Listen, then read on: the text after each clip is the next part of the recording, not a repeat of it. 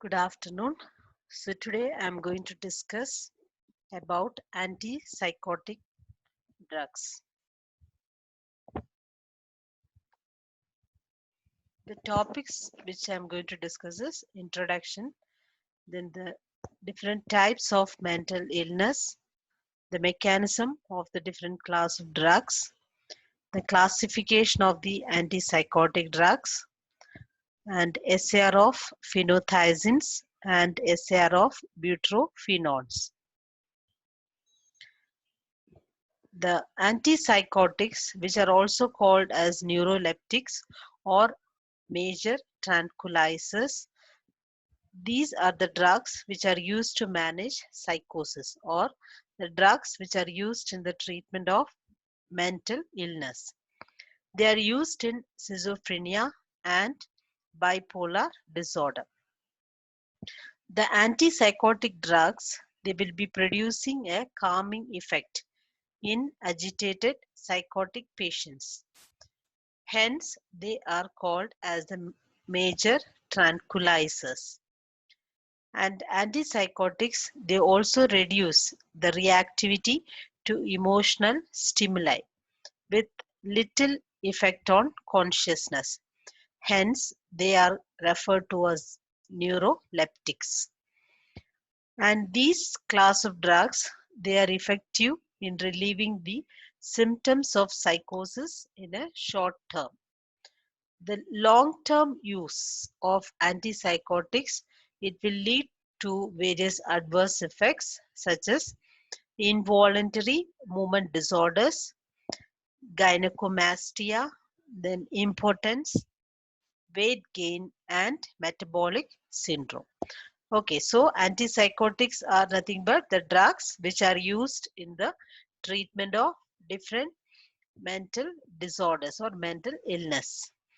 So these particular drugs, they are also called as neuroleptics because they reduce the emotional stimuli with little effect on consciousness or without any loss of consciousness. Hence they are called as neuroleptics. They're also called as the major tranquilizers because they produce a calming effect in agitated psychotic patients. So they are mainly used in the treatment of different type of mental illness like schizophrenia, bipolar disorder, depression, etc. They can be used for a shorter duration. In long-term use, it will lead to various side effects. So we have seen the side effects which are related to antipsychotics on a long-term therapy. That is, it will be causing involuntary movement disorders, gynecomastia, which is nothing but development of female sexual characteristics in male, impotence, weight gain, and metabolic functions of the body will also be affected.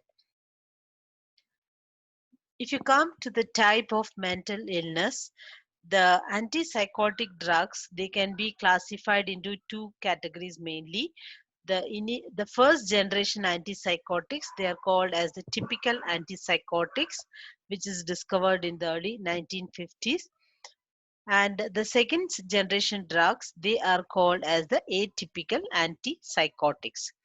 And this class of drugs, the antipsychotics, they are used for the following conditions like one is they are used for the treatment of schizophrenia. Schizophrenia is nothing but it is a mental illness which is characterized by relapsing episodes of psychosis. And the major symptoms of schizophrenia are hallucination. Hallucination is nothing but often hearing some voices, like they tell somebody is talking in the background, they can hear some voices, some sound like the voices, then smell. So they feel some, they will get some odd feelings or they'll be imagining things. Then delusions, having beliefs which is not shared by others, and disorganized thinking. So the thought process and their actions will be little different. Other symptoms of schizophrenia are social withdrawal. Social withdrawal is like they do not mingle with others. They will try to withdraw. They'll be inside, trying to be inside a room, not come out and be with others and all those things. Then similarly, it also shows decreased emotional expression and lack of motivation. So they feel little down during this uh, period. And many people with schizophrenia, they have other mental disorders uh, like anxiety disorders, panic disorders. Then they also have obsessive compulsive disorders, depressive disorders, or a substance use disorder. So these are all related to schizophrenia. Okay, so the antipsychotic drugs, they are classified into two types. The first category is the typical antipsychotics. They are also called as the first generation antipsychotics, and the second generation antipsychotics, which are also called as the atypical antipsychotics. These antipsychotics, they are mainly used in the treatment of different mental illness or mental disorders. One of the major type is schizophrenia. Schizophrenia is a mental illness in which there will be different episodes of psychosis, and they will be showing hallucinations, delusions, disorganized thinking, social withdrawal, emotional expression will be decreased. All these are some of the symptoms which will be seen in schizophrenia. So they will be getting panic also, and bit of depressed condition. So these are the symptoms which will be shown in schizophrenia. The second is, type of mental illness is schizoaffective disorder, which is also called as SZE or ZD or SAD. Okay, so it is a type of mental disorder which is characterized by abnormal thought process and an unstable mood. Okay, so they will be thinking in a different manner. So imagining things and what the reality will be different, and the mood fluctuations will be there. So they will be in a disturbed kind of mood. That is an unstable mood. The next is bipolar disorder. So this drugs, antipsychotics, they are also used in the treatment of bipolar disorder. Bipolar disorder, or nothing but manic depression. It is a mental disorder which is characterized by periods of depression and abnormally elevated mood. So there will be two phases will be there in bipolar disorder, that is two poles. One will be the excited phase and other will be the depressive phase. So the symptoms will be different in both the phases. Okay, so in the elevated mood, if it is severe or if it is associated with psychosis, it is called as mania or maniac. So during mania or maniac, an individual, he behaves or feels abnormally energetic, happy, or irritable. And during periods of depression, they will be crying, they'll be having a negative outlook on life, and they'll have poor eye contact with others. So this is in the depression state. There, the suicidal tendencies are also more in this particular phase. Okay, so that is about bipolar disorder. Bipolar disorder is nothing but it is also called as maniac depression. It is a mental disorder which is characterized by two different phases. One is the depressive phase and another is the excited phase or elevated mood kind. Okay, so one is depression and another is excitement. So in the excitement phase, they will be abnormally energetic, happy, all happy. This thing will be there. So that will be followed by the depressive phase. In that depressive phase, they will have a negative outlook on life. They'll start crying, think about all the bad things what has happened, and it will leads to suicidal tendencies also in such people will be more. Okay, so so this the bipolar disorder in the elevated mood, it is also called as mania. Then similarly, this psychotics. They're also used in psychotic depression or depressive psychosis. It is a major depressive episode which is accompanied by psychotic symptoms. So here also they'll be showing some psychotic symptoms.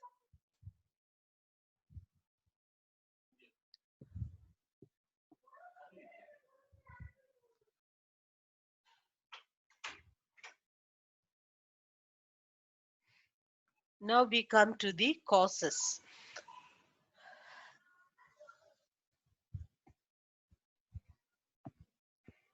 So the exact cause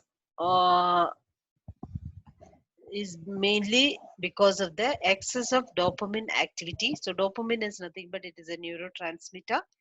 Okay, so when there is excess action of dopamine, it leads to psychosis. So the evidence for this relation of psychosis to dopamine is, one is the first class of drugs which is being used for antipsychotic property, chlorpromazine. It is found to be a D2 antagonist. It will antagonize the actions of dopamine in the D2 receptors. Then when you take this antipsychotic drugs, they also produce Parkinson like symptoms. So these drugs, they promote dopamine activity, that is L-dopa and amphetamine. They produce or increase schizophrenia. And uh, this particular drugs, they mainly act on the dopamine receptors D1, D2, etc. Okay, so the reason for the cause of uh, psychosis, one of the reason is because of excess amount or excess release of the neurotransmitter dopamine. So the antipsychotic drugs, these particular drugs, they mainly reduce the levels of dopamine in the brain, that is by acting mainly in the D1 and the D2 receptors. Now we come to the mechanism of action of the antipsychotic drugs. So this antipsychotic drugs like haloperidol, chlorpromazine, etc., they block dopamine D2 receptors in the dopaminergic pathways of the brain. Okay, so they mainly block dopamine in the D2 receptors.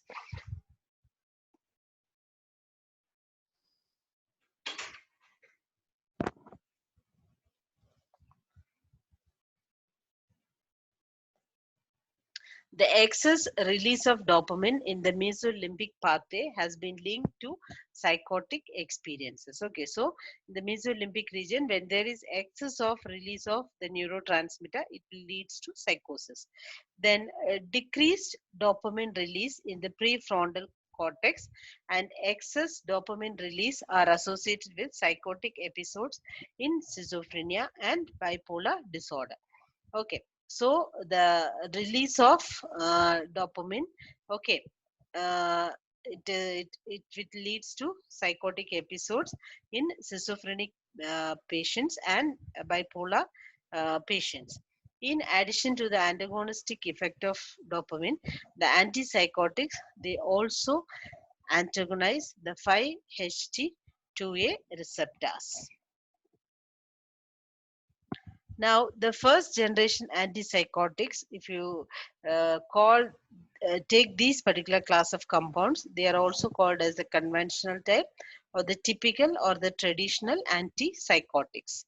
So these particular drugs, they are the competitive inhibitors at a variety of receptors, but their antipsychotic effect, it reflects competitive blocking of D2 dopamine receptors. Okay, so mainly the first generation antipsychotic drugs, they competitively block dopamine at the D2 receptors.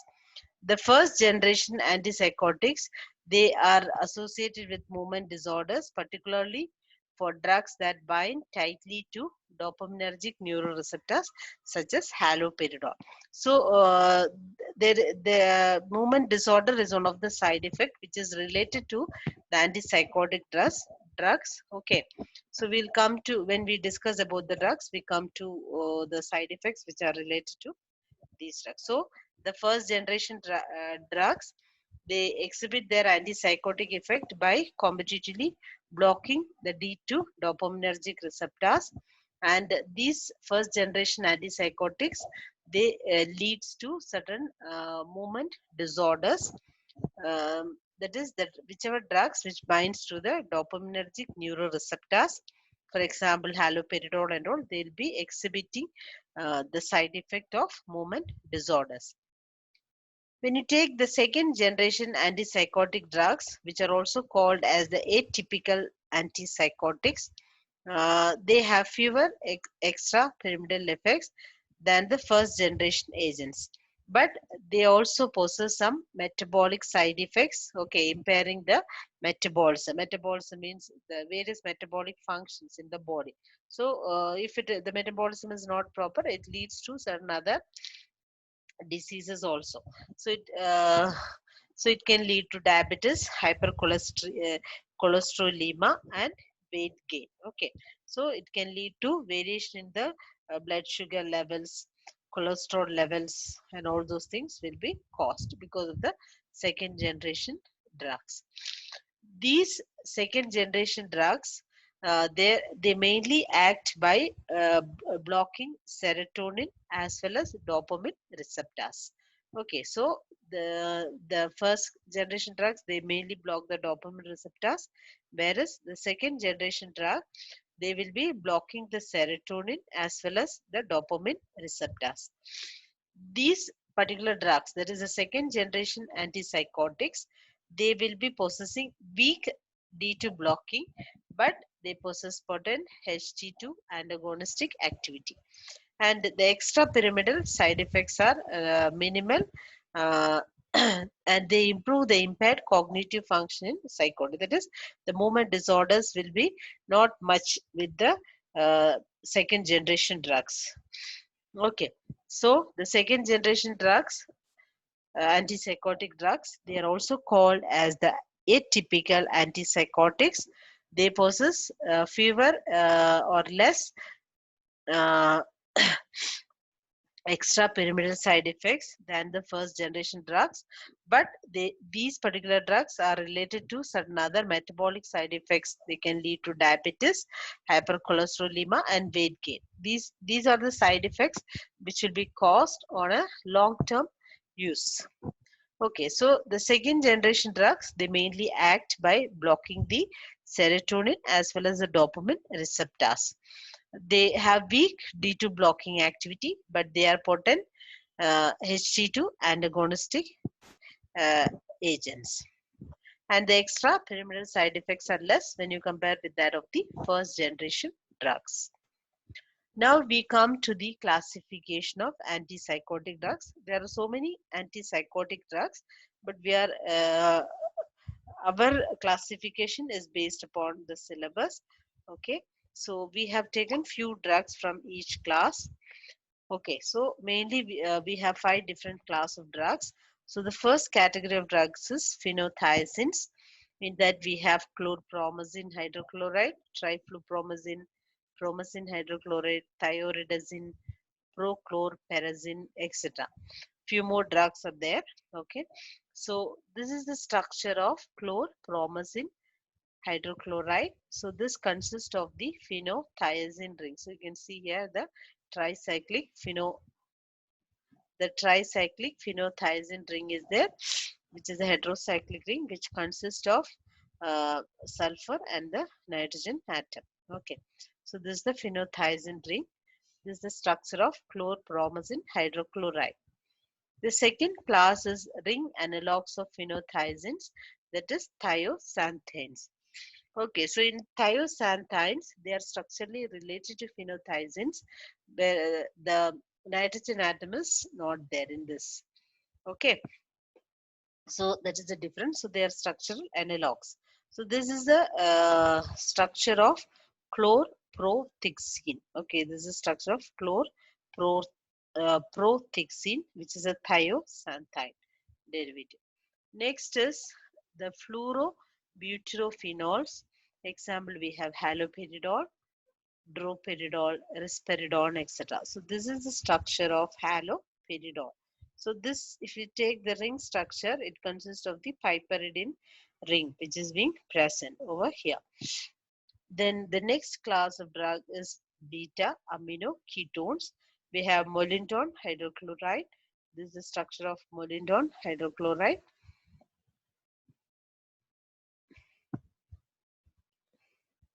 Next we have sulpiride. So this is a benzamide. So this is benzene and this amide group. So this is a benzamide derivative. So this is the structure of sulpiride benzamide. So these are the different class of drugs. Okay, so we have the phenothiazines. This is the structure of chlorpromazine hydrochloride. Then the second category is the ring analogs of phenothiazines, which are called as the thioxanthines. Example is chlorprothiazine. Then the third category is fluorobutyrophenones. We have haloperidol. Then beta amino ketones. In that we have molindone hydrochloride. Then the next category is benzamides. We have sulpiride benzamide. Now we come to the SAR, the structure activity relationship of phenothiazines. So when you take the phenothiazine ring, it consists of two benzene rings which is being fused with the thiazine ring. Thia means sulfur, aza means nitrogen. So this is the phenothiazine ring. It is a tricyclic heterocyclic ring. The thiazine ring in the middle, it is being fused to two benzene rings. Okay, so we start numbering from this carbon atom in this phenothiazine ring. This is the second, third, fourth, fifth, sixth, seven, eight, and 9 and 10. This is how you number. So the benzene ring, the numbering starts from this benzene ring at this portion, the second portion. Okay, so this when you take the phenothiazine derivatives, they mainly possess two properties. One is they have antihistaminic property and they also have antipsychotic property. Okay, so some of the phenothiazine derivatives, they are possessing antihistamic property, and the drugs, the antipsychotic drugs, mainly they have substitution in the second portion, and based upon the substitution in this portion, 10th portion, you get the different class of drugs. So, okay, so this is the phenothiazine ring which is being shown here. The second portion, there will be substitution. Based upon the substitution, we get the different compounds. Okay, either it may be the halogen atom or like chlorine, or the trifluoroalkyl, like trifluoromethyl. So like that, the different substituents can come in the second position. So based upon that, the property will be the pharmacological action will be varied.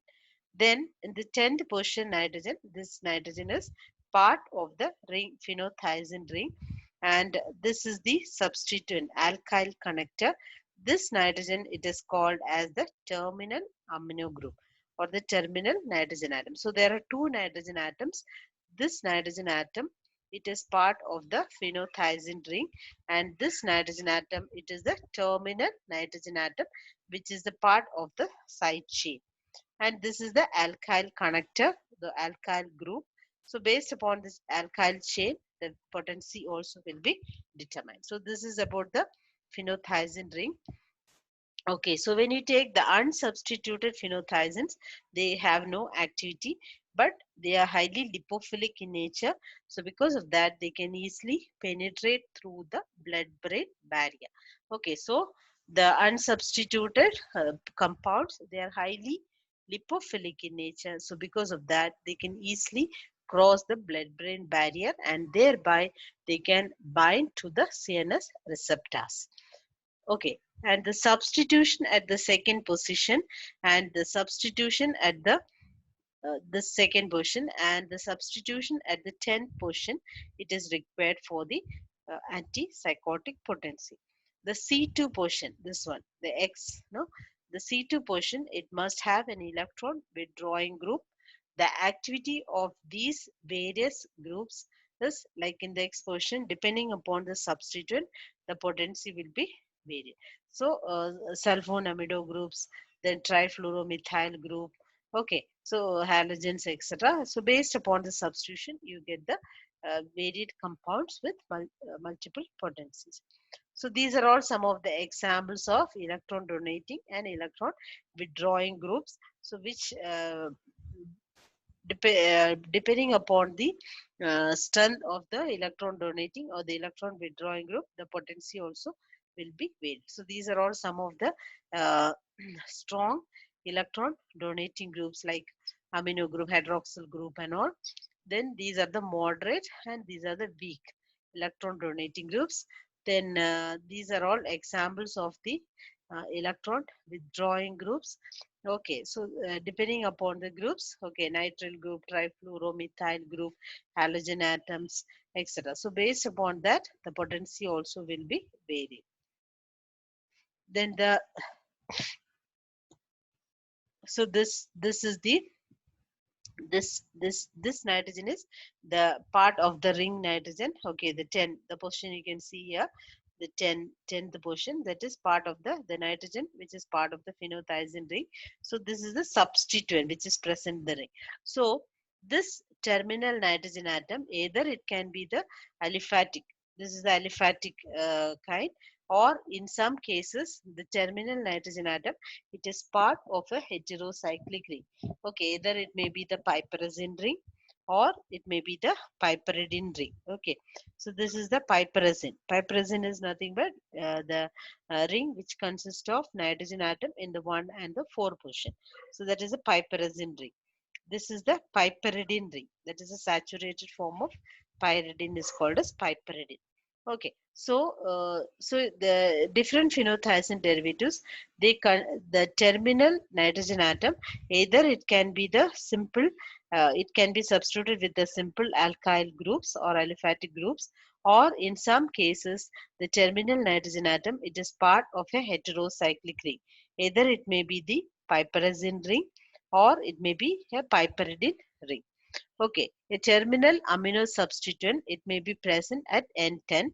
It can be a piperazine, piperidine, or aliphatic, and their intensity could be ranked as follows. That is, if there is a piperazine ring, it is more potent than a piperidine ring, and the aliphatic compound is least potent among them. So you can see here, this is a structure of promethazine and this is a structure of chlorpromazine. Okay, so here you can see this nitrogen is the nitrogen which is part of the phenothiazine ring. This is the terminal nitrogen atom, and here also this is the ring nitrogen, and this is the terminal nitrogen atom with the substitution. Okay, so here we are talking about the chain length between this ring nitrogen and the terminal nitrogen atom. Okay, so the carbon chain length between the ring nitrogen atom and the terminal nitrogen atom. So there must be a linear unbranched alkyl linger between the core ring and the terminal amino ring. The length is optimum at 3 methyl groups. Okay, so if the carbon chain, okay, when the carbon chain length, if you see here, the carbon chain length between the ring nitrogen atom and the terminal nitrogen atom, it should be 3 carbon atoms. Okay, so here you can see in chlorpromazine 1, 2, 3 carbon chain length, whereas here it is 1, 2, and this is a branched kind. Okay, so there should be a minimum of 3 carbon atoms between the ring nitrogen atom and the terminal nitrogen atom. Okay, so in that case, that particular compound will be possessing antipsychotic potency. Okay, when there is reduction in the number of carbon, there in that case the receptor affinity will be decreased, and thereby this particular drugs will be lacking the antipsychotic potency. So that's why in promethazine the number of carbon atom chain length between the ring nitrogen and the terminal nitrogen atom, it is 2, whereas in chlorpromazine between the ring nitrogen atom and the terminal nitrogen atom there is a 3 carbon chain length. So based upon the carbon chain length, the activity will be antipsychotic. So this class of previously I have told the phenothiazine derivatives, they possess two actions. One is they have antihistaminic property and they also have antipsychotic property. So based upon the substitution, they will be possessing antihistaminic or antipsychotic potency. These are the different class of antipsychotic drugs. One is the butyrophenones, then we have phenothiazines, thiazines, etc. And this piperidine rings, if you take in butyrophenones also, they consist of the piperidine rings, piperazines. These are all part of the piperidine ring as well as piperazine ring. It is part of the substitution in even in the phenothiazine rings or thiazines, etc.